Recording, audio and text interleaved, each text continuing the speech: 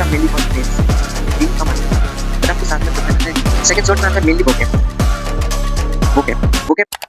सभी को नमस्ते। सीजीएल 2026 को सिर्फ कुछ महीने रह गए हैं, विद इन 3 टू 4 मंथ आपका सीजीएल 2026 हो जाएगा।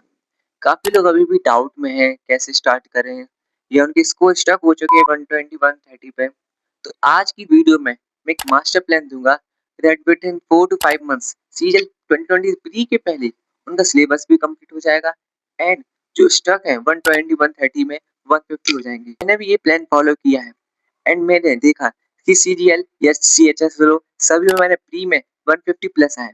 150 plus is the benchmark for the CGL and CHSL.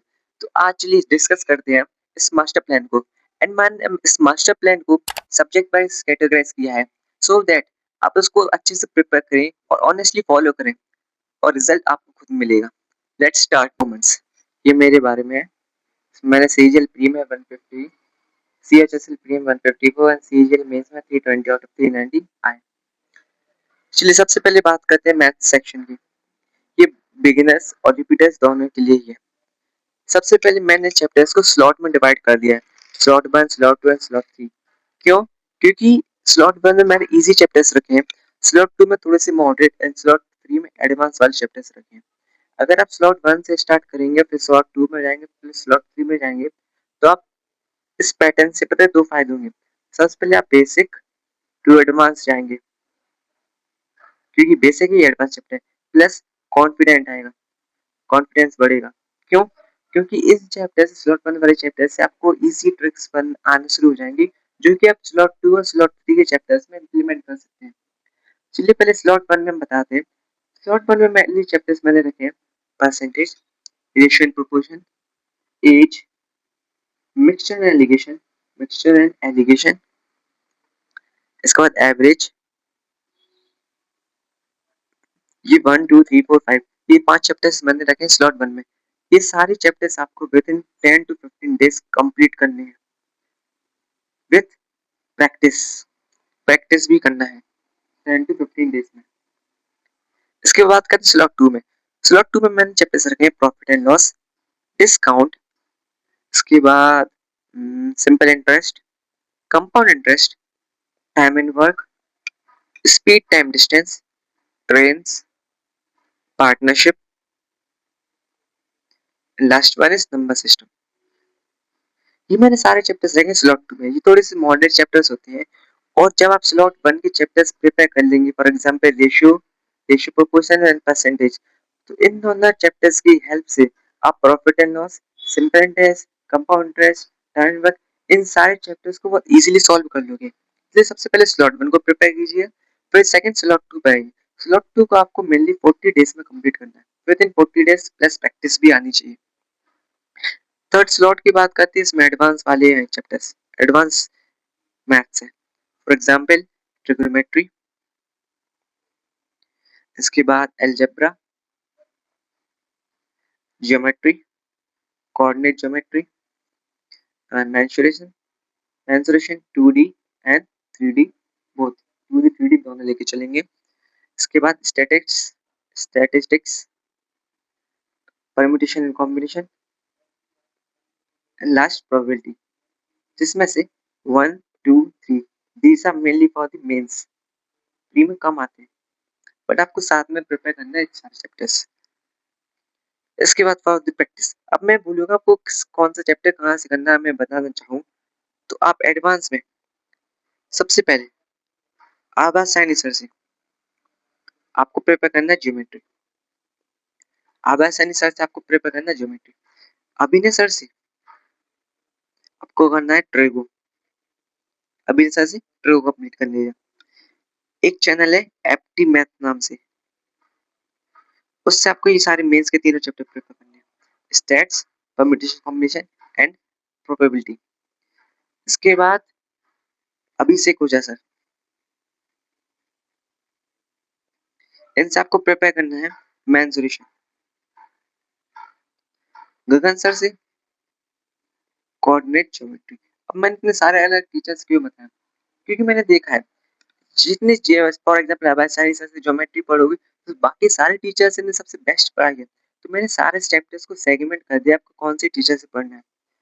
इससे हेल्पफुल होगा कि आप एक ही वो में फर्स्ट वो में आप चैप्टर चैप्टर को अच्छे से प्रिपेयर कर लेंगे।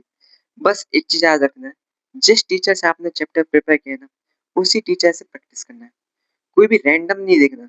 सबसे पहले बिल्कुल मन दिमाग की कोई रैंडम वीडियो उठा के प्रैक्टिस नहीं करना है। प्रैक्टिस के लिए आप फॉलो कर सकते हैं एप्टीमेट्स को। एप्टीमेट्स में इसने fast calculation plus easy tricks बताए। अगर आप इसको फॉलो किया तो विद इन 1 मिनट 45 सेकंड में आप इजीली सारे क्वेश्चन को मोस्टली सॉल्व करना सीख जाओगे। तो इस तरह के स्लॉट 1, स्लॉट 2, स्लॉट 3 इस पैटर्न में आइएगा तो आप बेसिक भी क्लियर हो जाएगा और आपके मॉडरेट और इजी क्वेश्चन सारे प्रिपेयर होते जाएंगे। प्रैक्टिस के लिए मैंने बोल दिया। हाँ, अगर मैं बुक रिकमेंड करना चाहूँ तो आपको बुक में दो बुक रिकमेंड करूंगा। सबसे पहले गगन सर की 26 सेट की एक मेंस की बुक आती है, उसको ले लीजिएगा। इसके साथ साथ आदित्य सर ने एक बुक लॉन्च की थी सीजल 2025 में। वो चैप्टर वाइज बुक है, चैप्टर वाइज बुक है।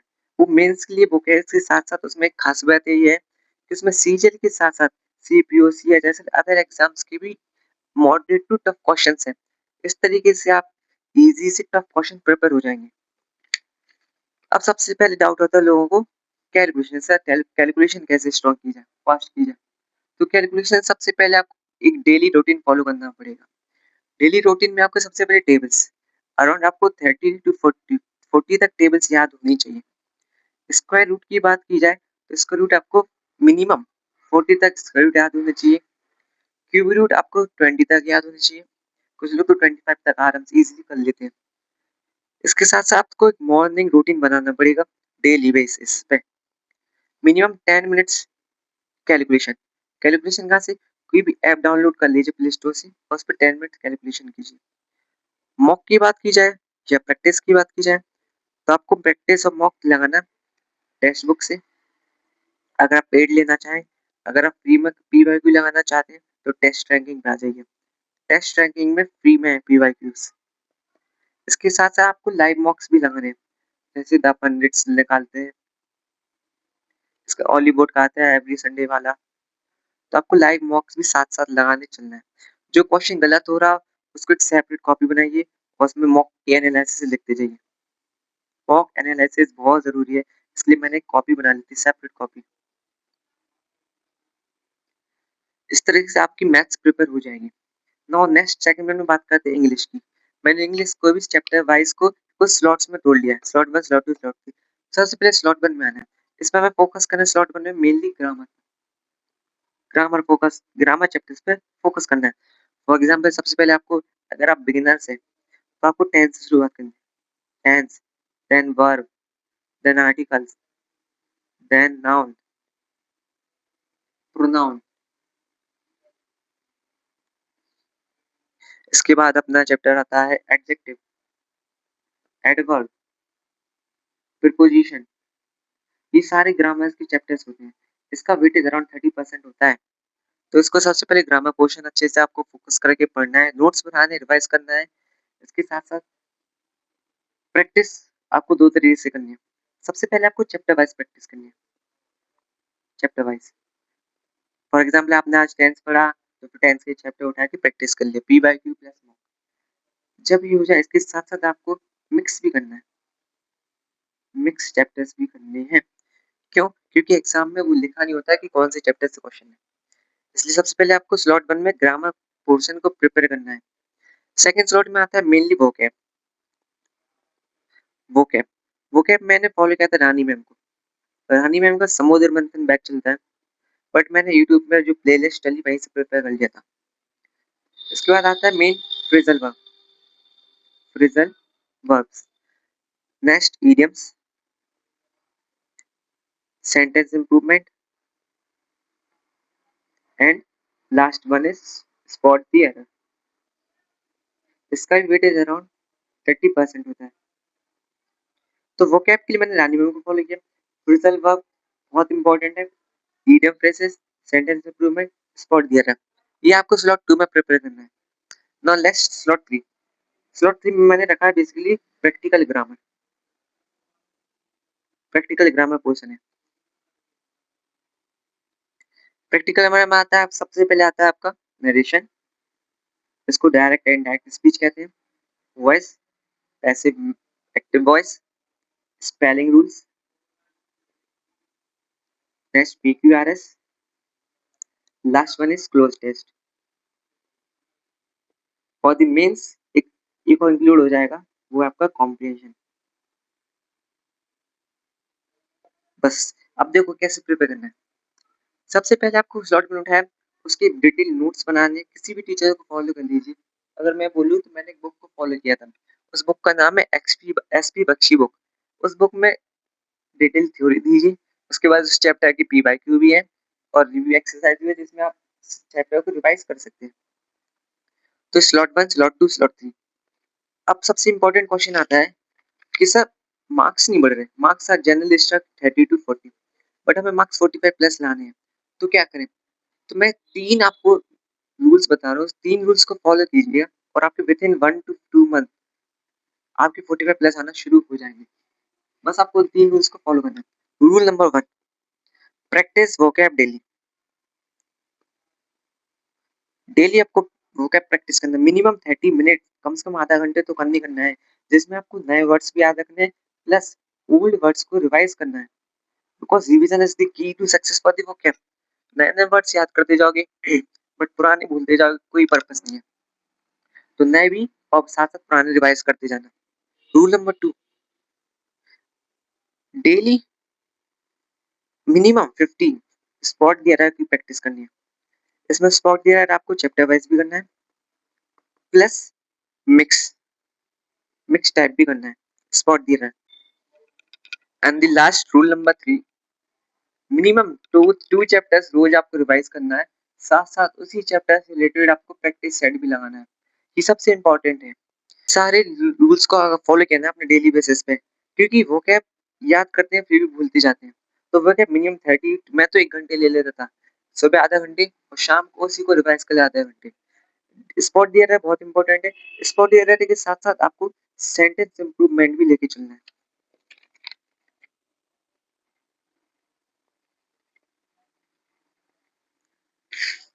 इसके बाद एक यूट्यूब पर चैनल है, मैं उसको गोल्डन चैनल बोलूंगा। क्यों? क्योंकि उसने मेरी मेन से बहुत हेल्प की थी। उस चैनल का नाम है क्यू इंग्लिश यूट्यूब चैनल। इस चैनल से आपको सिर्फ वीडियो देखना है, कोई नोट्स बनाने की जरूरत नहीं है, क्योंकि ये सर आपको मिक्स टाइप क्वेश्चन प्रैक्टिस करा करा के उस क्वेश्चन को ब्रेक करना सिखा देंगे, और आप क्वेश्चन ब्रेक करना सीख गए तो बहुत इजी हो जाएगा। और अगर आप चैनल को और उस बैच को अफोर्ड कर सकते हैं तो मैं रिकमेंड करूंगा कि आप उसको पेड जरूर लीजिए, बहुत हेल्पफुल है। ना बात करते हैं रीजनिंग।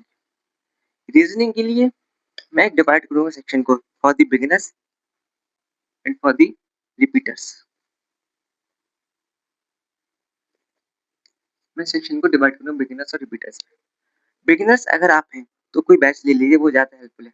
चाहे पीयूष सर का ले लीजिए, चाहे बलराम सर का देख लीजिए, कोई भी आपको जो पसंद है वो ले लीजिए, बट सिलेबस कंप्लीट होना चाहिए।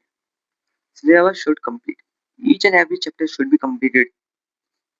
और for the beginners, no paid, no batches, क्योंकि आपके पास टाइम नहीं है, आप इतना हो कि आप क्वेश्चन को बना ले रहे हो।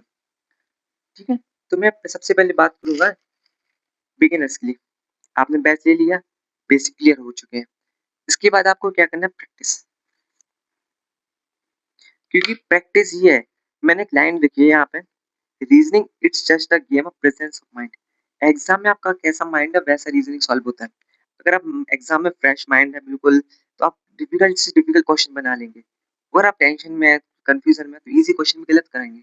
तो एग्जाम में बस प्रेजेंस ऑफ माइंड रखिए, बिल्कुल शार्प रहिए, कॉन्फिडेंट रहिए, तो आप डिफिकल्ट क्वेश्चन भी बन जाएंगे। अब बिगिनर्स ने हमने बेसिकली हो गया। अब प्रैक्टिस, प्रैक्टिस सबसे पहले करनी है P by Q. Previous years को ही करना है सबसे पहले। किसी भी एग्जाम के CHSL, CGL, CPU, MTS, GD किसी का भी मिल जाए, प्रैक्टिस की रीजनिंग की। रीजनिंग की प्रैक्टिस करने के बाद आपको लगाना है मॉक। बस रीजनिंग के लिए बस इतना ही काफी है। और रिपीटर्स के लिए ओनली प्रैक्टिस, आपको सिर्फ प्रैक्टिस करना है। और प्रैक्टिस करते टाइम जो क्वेश्चन गलत हो जाए, उस क्वेश्चन के चैप्टर्स को रिवाइज करना है, उसको करेक्ट करना है। उस चैप्टर, फॉर एग्जाम्पल आपने क्यूबन डाइस का क्वेश्चन गलत कर दिया, तो अगर आपके नोट्स हैं तो नोट्स को रिवाइज कीजिए और फिर से कुछ उसके पी वाई को लगा दीजिए, क्यूब एंड डाइस से रिलेटेड। तो इस तरह आपकी रीजनिंग प्रिपेयर हो जाएगी। रीजनिंग सरल है, जल्दी प्रिपेयर हो जाएगी। अब सबसे बात करते हैं लास्ट में जीके जीएस। सबसे फियरफुल चैप्टर से सबसे लेंथी है, the most lengthy, most fearful chapter. काफी लोग स्टक हो जाते हैं, तो मैं इसके लिए एक लाइन लिखूंगा, don't waste too much time,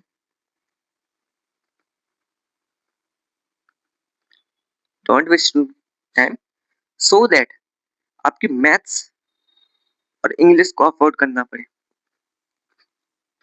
हमें इतना टाइम वेस्ट नहीं करना है कि मैं मैथ्स इंग्लिश ही अफोर्ड कर नहीं पाऊँ उसको, क्योंकि मैथ्स में मैंने ये देख लिया था कि मुझे अराउंड 30 प्लस का टारगेट बनाया था, कभी कभी 40 प्लस भी आ जाती है, वो लक बाई चांस है, but mostly 20 to 30 he target रखना चाहिए।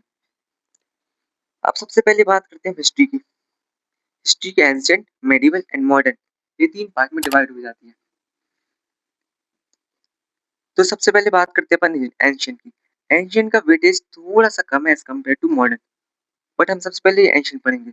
एंशिएंट में सबसे ज्यादा आपको कमांड देनी है जैनिज्म एंड बुद्धिज्म, सबसे ज्यादा क्वेश्चन पूछने वाला चैप्टर है। इसके बाद हर्षवर्धन, गुप्ता एंड आईबीसी का वेटेज कम होता जा रहा है। तो सबसे पहले आपको इन चैप्टर्स को प्रिपेयर करना है, नोट्स बनाने, बेसिक प्रिपेयर कर लेना है। इसका वेटेज मैं अगर बोलूँ जीके हिस्ट्री में तो अराउंड 25% है, कम वेटेज है इसका। और मॉडर्न का अराउंड 60% है। तो जितना रिमेनिंग कितना हो गया 15% अपना मेडिवल का है। मेडिवल में आपको सिर्फ 3 चीजें फोकस करनी है, दिल्ली सल्तनत, मुगल एम्पायर एंड भक्ति and Sufi movement and art and culture. Art and culture सबसे पहले प्रिपेयर करना है। अगर आपने ये प्रिपेयर भी नहीं किए तो भी आर्ट एंड कल्चर को प्रिपेयर कर लीजिए, क्वेश्चन सबसे ज्यादा इसी से बनते हैं। दिल्ली सल्तनत में आपको सबसे पहले फोकस करना है डेट लाइन को, date line sorry time line, date line and time line दोनों, दिल्ली एंड मुगल सल्तनत दोनों से। इसके बाद आपको पढ़ना है एडमिनिस्ट्रेशन, टाइमलाइन एंड एडमिनिस्ट्रेशन, बस इतना ही कर लीजिए। सीरियल में से आगे क्वेश्चंस नहीं आते हैं। और अगर आपको ज्यादा पढ़ना है तो आप लूसेंट को फॉलो कर लीजिए। लूसेंट बुक से आप फैक्ट्स या एंड फिगर्स याद करते जाना, क्योंकि सीरियल में फैक्ट्स एंड फिगर्स ज्यादा आने लगे हैं, फ्री की मैं बता रहा हूँ। उसके बाद भक्ति एंड सूफी मूवमेंट कर लेना। मॉडर्न की बात की जाए तो सबसे डिफिकल्ट होते हैं यूरोपियंस, एडवेंट ऑफ यूरोपियन। आपको इसमें ज्यादा कुछ नहीं पढ़ना है, इसमें बहुत सारे याद कर लेना। जितने भी फ्रेंच कार्नेटिक वॉर हुए, फ्रेंच वॉर हुए, ब्रिटिश वॉर हुए, जितने भी इंडिया में अकर हुए हैं वो सारे प्रिपेयर कर लेना। नेक्स्ट आता है चैप्टर अपना 1850, रिवॉल्ट ऑफ 1857। इसमें आपको सारे पहले कॉजेज याद करने हैं एंड जो रिजल्ट है वो याद रखना है, बस। इसके साथ साथ सबसे इम्पोर्टेंट है जो हमेशा आती जाता है कि किसने रिवॉल्ट कहाँ से किया। फॉर एग्जाम्पल लखनऊ से किसने रिवॉल्ट किया, कानपुर से किसने किया, झांसी से किसने किया। तो आपको ये रिवॉल्ट किसने लोकेशन भी याद रखना है, कोई लोकेशन, और उसको लीड किसने किया, लीडर की लिस्ट याद करनी है। इसके बाद आते हैं रिफॉर्म मूवमेंट। इसमें सोशल एंड रिलीजियस रिफॉर्म आते हैं, social and religious reform movements अच्छे से कर लेना। नेशनल मूवमेंट को सबसे ज्यादा करना है। इसमें आपको प्री गांधीन एरा और गांधीन एरा दोनों को ही प्रिपेयर करना है, pre Gandhian and Gandhian era. Last आता है एक्ट्स, ये ब्रिटिश टाइम के एक्ट्स हैं, जैसे कि रेगुलेशन एक्ट 1773, 1813, एक्ट्स बहुत सारे हैं, बट आपको सिर्फ ये 6 एक्ट याद रखने हैं, क्योंकि एसएससी इन्हीं एक्ट से पूछता है। 1773, 1813, 1833, 1892, 1990 एंड 1935। इसमें से 1990, 1935 सबसे ज्यादा इंपॉर्टेंट है, क्वेश्चन आएगा तो इसी से ही आएगा। इसके बाद बात करते हैं नेक्स्ट सब्जेक्ट की, वो है अपना ज्योग्राफी। ज्योग्राफी ज्योग्राफी में सबसे पहले आपको प्रिपेयर करना है फिजिकल ज्योग्राफी। फिजिकल ज्योग्राफी में आ गया अर्थ, आ गया rotation, revolution and interior of the earth, ये सारे इजी हैं और 1 से 2 दिन में प्रिपेयर हो जाएंगे। इसके बाद आपको पढ़ना है अर्थक्वेक, वोल्केनो। इनमें क्या पढ़ना है, लोकेशंस, कौन सा अर्थक्वेक कहाँ है, कौन सा वोल्केनो कहाँ हुआ था, वोल्केनोस की मोस्टली टाइप्स प्रिपेयर कर लेना। वोल्केनोस के टाइप्स आते हैं और अर्थक्वेक में आते हैं अपने वेव्स के टाइप्स, वेव्स के टाइप्स आते हैं। इसके बाद रॉक एंड इसके टाइप्स, रॉक्स के टाइप जैसे हो गया अपने सेडिमेंट्री, मेटामॉर्फिक एंड इग्नियस। इसके रॉक्स के एग्जाम्पल्स आते हैं सिपेक्स पेपर में, तो आपको रॉक प्रिपेयर कर लेना और रॉक के जो टाइप्स के इनके एग्जाम्पल्स ही प्रिपेयर कर लेना। इसके बाद आता है एटमॉस्फेयर। एटमॉस्फेयर के सारे लेयर्स प्रिपेयर कर लेना। प्रेशर बेल्ट, सारी प्रेशर बेल्ट, ट्रेड बेल्ट्स हो गया आपका, और ना हो गया पोलर बेल्ट हो गया, और सेल्स हो गया, पैरेलल सेल्स, ये सारे सेल्स प्रिपेयर कर लेना क्योंकि इनसे क्वेश्चंस आते ही हैं। नेक्स्ट आता है ओशन करेंट्स। ओशन करंट में से आपको याद रखना है लोकेशन, लोकेशन प्लस कौन सा वार्म करंट है, कौन सा कोल्ड करंट है, बस। इस बार सीएचएसएल में भी आया इस टाइप का क्वेश्चन और आएगा ही आएगा। नेक्स्ट बात करते हैं इंडियन ज्योग्राफी की। इंडियन ज्योग्राफी में आपको सिर्फ याद रखना रिवर्स, रिवर्स कौन सी है, कौन सी स्टेट में फ्लो करती है, और इनका ओरिजिन एंड ट्रिब्यूटरीज, कौन सी ट्रिब्यूटरीज है।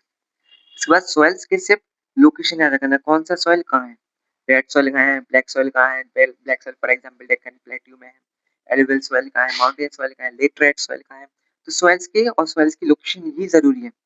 इसके बाद वेजिटेशन, कौन सा वेजिटेशन कहाँ होता है, फॉर एग्जांपल आपके माउंटेन फॉरेस्ट कहाँ होते हैं, ट्रॉपिकल फॉरेस्ट कहाँ होते हैं, ड्राई डेसिडस कहाँ होते हैं। तो वेजिटेशन इंपॉर्टेंट है। रिसोर्सेज, रिसोर्सेज में दोनों रिसोर्सेज आते हैं, नेचुरल रिसोर्सेज, नेचुरल रिसोर्स में आपको प्रिपेयर करना है मिनरल्स, मोस्टली मेनली मिनरल्स, कौन सा मिनरल्स कौन सी स्टेट में पाया जाता है। इस बार सीजीएल में भी आया था, सीएचएसएल में भी आया था, सीएचएस मेंस की बात कर रहा हूँ, उसमें भी आया था ये क्वेश्चन। कुछ चैप्टर्स होते हैं स्टैटिक ज्योग्राफी के, फॉर एग्जांपल डैम्स। डैम्स में बस आपको याद रखना है कौन सा डैम कौन सी स्टेट में और कौन सी रिवर उसमें फ्लो करती है। National parks, wild life sanctuaries and ports, कितने मेजर पोर्ट्स है कितने माइनर पोर्ट्स है, ये प्रिपेयर करना है आपको। नेक्स्ट बात करते हैं पॉलिटी की। पॉलिटी जितना वास्ट है उतना ही इजी है, पॉलिटी का वेटेज भी अच्छा खासा आने लगा है। सबसे पहले आपको पॉलिटी में याद रखना सारे आर्टिकल्स, पूरे आर्टिकल्स अराउंड 495 आर्टिकल्स हैं, सारे आर्टिकल्स याद रखने हैं। पूरे पार्ट्स याद रखने, कितने पार्ट्स है, 22 पार्ट्स हैं, और कितने शेड्यूल है, 12 शेड्यूल है। तो ये सबसे पहले ये याद रखना है, इन्हीं से 80% क्वेश्चन आप बनाने लग जाओगे। इसके बाद आपको डिटेल में पढ़ना है फंडामेंटल राइट्स, फंडामेंटल ड्यूटीज, पूरी 11 फंडामेंटल ड्यूटीज याद होनी चाहिए। अगर कोई मुझसे पूछे कि पॉलिटी का कौन सा चैप्टर प्रेफर करना चाहिए, तो मैं रिकमेंड करूंगा आप पार्ट 5 एंड पार्ट 6 को अच्छे से पढ़ लीजिए। पार्ट 5 में यूनियन है एंड पार्ट 6 में स्टेट गवर्नमेंट के बारे में दिया है। तो आपसे इससे president, vice president, prime minister, council of minister, attorney general, supreme court, chief minister, governor, legislative council, legislative assembly, ये सारे प्रिपेयर हो जाएंगे। इसके बाद सुप्रीम कोर्ट, बहुत इंपॉर्टेंट, ऑल आर्टिकल, सारे आर्टिकल सुप्रीम कोर्ट के याद रखने हैं क्योंकि आते ही आए, मोस्टली 142 बहुत कॉमन इसमें से। इसके बाद पंचायती राज, पंचायती राज अच्छे से डिटेल में पढ़ लेना, कौन सी कमेटी की रिकमेंडेशन में आया है। इसके साथ साथ इसमें कौन कौन से प्रोविजन है, फॉर एग्जाम्पल पंचायती राज आपका 11th schedule and 12th schedule में, 11th शेड्यूल में कितने सब्जेक्ट लिस्ट है और 12th शेड्यूल में कितने सब्जेक्ट लिस्ट है, ये भी आपको याद होनी चाहिए। इमरजेंसी की बात बोली जाए तो आपको तीनों टाइप्स की इमरजेंसी पता होनी चाहिए, चाहे वो नेशनल इमरजेंसी हो, चाहे वो स्टेट जिसको प्रेसिडेंट रूल कहते हैं, चाहे फाइनेंशियल, सारे आर्टिकल्स याद होने चाहिए इससे। Last the most important amendment, सारे अमेंडमेंट को एक बार गो थ्रू कर लीजिएगा, जिसमें से मोस्टली इम्पोर्टेंट है केस अमरिंदर भारती केस वाला, जिसमें आपका बेसिक डॉक्ट्राइन बताया गया था। इसके बाद अपना आ जाता है article sorry 7th constitution amendment, 73rd, 74th, 91st, ये कुछ अमेंडमेंट इंपॉर्टेंट है, इनसे क्वेश्चन बनते हैं। इसके अलावा आपको बाकी अगर अमेंडमेंट भी याद करने हैं। इसके बाद आगे बात करते हैं इकोनॉमिक्स की। इकोनॉमिक्स का वेटेज थोड़ा सा कम होता जा रहा है, फिर भी मैं आपको रिकमेंड करूंगा कि थोड़ा सा गो थ्रू कर लीजिए, जिसमें सबसे इम्पोर्टेंट है 5 year plan, the most important. सारे 5 ईयर प्लान अच्छे से याद कीजिए, कितने टारगेट्स हैं और उसमें क्या क्या लाया गया था। For example 3rd 5 year plan में ग्रीन रिवोल्यूशन लाया गया था, इसके 5th 5 ईयर में आपका गरीबी हटाओ योजना आया था। नेक्स्ट बात करते हैं सेक्टर्स की। कितने सेक्टर्स होते हैं, 3 सेक्टर्स होते हैं, primary, secondary and tertiary. In sectors के सिर्फ आपको एग्जाम्पल याद रखने, फॉर एग्जाम्पल प्राइमरी में एग्रीकल्चर आता है, माइनिंग आता है, सेकेंडरी में आपके इंडस्ट्रीज आते हैं, फैक्ट्रीज आते हैं, टर्शियरी में आपके सर्विस सेक्टर आते हैं। आपको एग्जाम्पल सारे याद रखने हैं। इसके बाद आप पढ़ना चाहें तो एलपीजी पढ़ सकते हैं, एलपीजी रिफॉर्म 1991। सबसे पहले LPG liberalisation, privatisation and globalisation, इन सभी की डेफिनेशन अच्छे से याद कर लीजिए, क्योंकि डायरेक्ट डेफिनेशन बेस्ड क्वेश्चंस भी आते हैं। नेक्स्ट बात करते हैं आरबीआई की। आरबीआई कब एस्टेब्लिश हुआ था और आरबीआई से रिलेटेड कुछ करंट की इंफॉर्मेशन, करंट अफेयर्स अगर कोई है, फॉर एग्जांपल कोई डेप्टी गवर्नर बना है, तो अच्छे से याद कर लीजिए, वो जरूर आएगा पेपर में। इसकी बात करते हैं नाबार्ड, आरआरबी यानी रीजनल रूरल बैंक और आरबीआई, इन सब की डेट अच्छे से याद रखनी है, कौन कब आया, किसकी रिकमेंडेशन में है। फॉर एग्जांपल नाबार्ड अपना शिवरमन कमेटी की रिकमेंडेशन में आया, आरआरबी कब आया, 1975 में आया, नाबार्ड 1982 में आया। तो आपको सारी डेटलाइन अच्छे से याद रखनी है। इसके बाद सबसे मोस्ट इंपॉर्टेंट मैं रिकमेंड करूंगा मॉनेटरी पॉलिसी, बहुत इंपॉर्टेंट है, चाहे बिगिनर हो चाहे रिपीटर्स हो, इसको बार बार प्रैक्टिस कीजिए और रिवीजन जरूर करिए, क्योंकि थोड़े कंफ्यूजिंग होते हैं चैप्टर्स। फॉर एग्जांपल सबसे पहले आता है CRR, cash reserve ratio, SLR statutory liquidity ratio, बिया bank rate, repo rate, reserve repo rate, open market operation. ये बस इतना ही करना है आपको, इसके अलावा कुछ नहीं करना है, ना प्राइमरी मार्केट पढ़ना है, ना ही कोई सेकेंडरी मार्केट पढ़ना है, क्योंकि इनके क्वेश्चन हमारे बंद हो गए। इसके बाद बजट, बजट से रिलेटेड बस इतना याद रखना, कौन सा सेक्टर में कितना ज्यादा गवर्नमेंट स्पेंड कर रही है, कौन से सेक्टर से कितना आ रहा है, बस वो एक टेबल होता है, आप अगर सर्च करेंगे तो इस टाइप का आता है, उसमें डिवीजन होता है कौन से सेक्टर को कितना गवर्नमेंट कर रही है, उसमें परसेंटेज वाइज रहता है, आप बस उसको टेबल को अच्छे से, इस ग्राफ को अच्छे से प्रिपेयर कर लीजिए। इसके बाद मैं कहूँगा टैक्सेशन, तो टैक्सेशन सिर्फ टाइप्स पढ़ना है, for example direct tax and indirect tax, इसके टाइप्स पढ़ लेना अच्छे से, डायरेक्ट टैक्स के सारे टाइप्स, इनडायरेक्ट टैक्स के टाइप्स। लास्ट में अगर थोड़ा पढ़ना चाहें तो world trade organisation, IMF, world bank, इन सब के फैक्ट्स आपको लूसेंट में मिल जाएंगे, तब लूसेंट के थ्रू सारे फैक्ट्स प्रिपेयर कर लीजिएगा। अब सबसे वास्ट है, जिसको मैं सबसे लास्ट में प्रिपेयर किया था, वो है आपकी स्ट्रेटेजी। इसमें मेनली आपका आपका आता है folk dance, classical dance, folk music, classical music, ये सारे आते हैं। इसके लिए आप अगर फॉलो करना चाहें, मैंने क्या किया, प्रमाशा के नोट्स ले लिए थे, उसमें उन्होंने सारी ट्रिक्स और सारी डिटेल में बताई थी, तो उससे प्रिपेयर कर लिए। और मैंने इसके साथ साथ लूसेंट को भी प्रिपेयर किया था, क्योंकि static GK is game of learning, जितना ज़्यादा आप लर्न कर सकते हैं फैक्ट्स, उतने में आपको फायदा मिलेगा। तो आप स्टैटिक जीके को लूसेंट और परमाशा के नोट्स अगर आप चाहें तो वीडियो के थ्रू भी कर सकते हैं। इसके बाद मैंने साइंस को सबसे लास्ट में और स्टैटिक जीके में इसलिए रखा है, क्योंकि साइंस का वेटेज कम होता जा रहा है। अगर आप बात करें सीजीएल प्री में, तो as compare to other, science के सबसे कम और सबसे इजी क्वेश्चन पूछे गए, इसमें फिजिक्स, केमिस्ट्री, बायो। मैंने अगर वेटेज की ये बात की जाए, तो वेटेज का नंबरिंग कम होता जा रहा है हर साल, और आउटपुट अगर आप पढ़ रहे हैं तो आउटपुट भी इसका कम है, इसलिए फिजिक्स, केमिस्ट्री, बायो मैं रिकमेंड करूंगा। अगर आपको परमाशा के नोट्स मिल जाए तो उसी से पढ़ लीजिए, कोई वीडियो मत देखिए, टाइम वेस्ट होगा। इसके साथ साथ लूसेंट से ही रिविजन कर लीजिए। जब आपका ये सब हो जाए, लास्ट में आपको करना है सिर्फ रिवाइज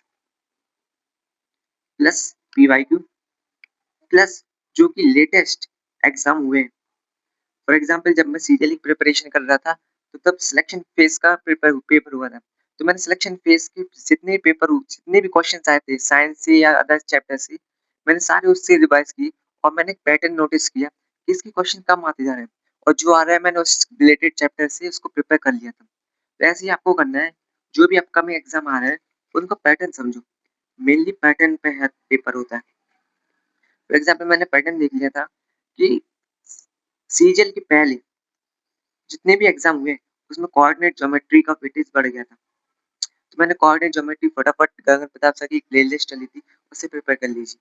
तो ऐसे ही आपको प्रिपेयर करना है, पैटर्न दिखती जाइए और प्रिपेयर करते जाइए।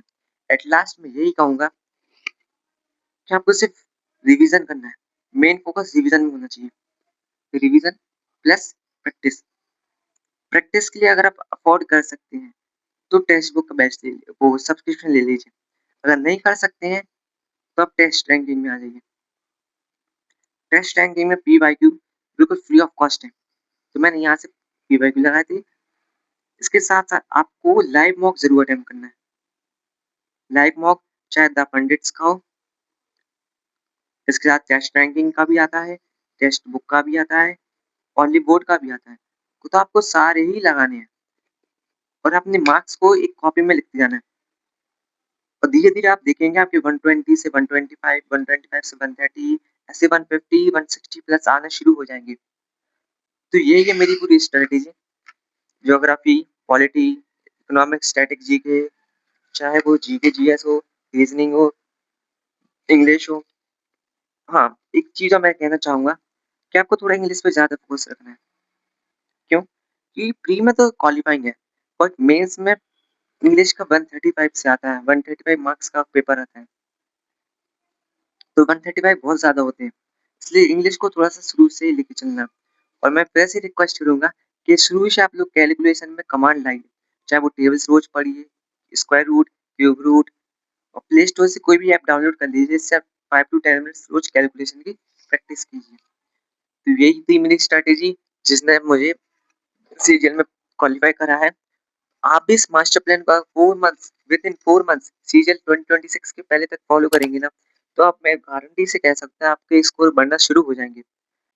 आई होप आपको ये वीडियो इन्फॉर्मेटिव लगी और ऐसी सच वीडियोज़ के लिए मुझे फॉलो कीजिए। मैं ऐसे धीरे-धीरे स्ट्रैटेजी और प्लान्स लाता रहूँगा for the CGL 2026 aspirants. Just follow me, like, share and subscribe to my video. Thank you. We've been waiting for so long.